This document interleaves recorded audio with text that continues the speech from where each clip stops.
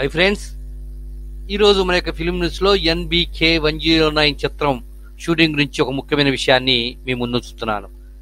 ప్రస్తుతం మాత్రం నందమూరి బాలకృష్ణ యొక్క 109వ చిత్రం రాజస్థాన్ లో షూటింగ్ శరవేగంతో జరుపుకుంటున్న సంగతి మనందరికీ తెలుసు.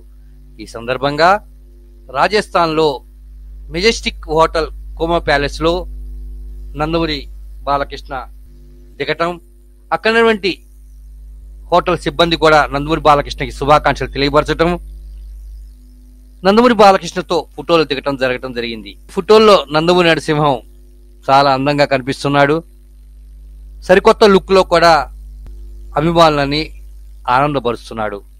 ఈ NBK-109 చిత్రం యొక్క షూటింగ్ మాత్రం రాజస్థాన్ లో శరవేగంతో జరుపుకుంటున్నది. త్వరలో ఈ చిత్రానికి సంబంధించిన టైటిల్ కూడా రిలీజ్ చేయబోతున్నట్లు వార్తలు వస్తున్నాయి.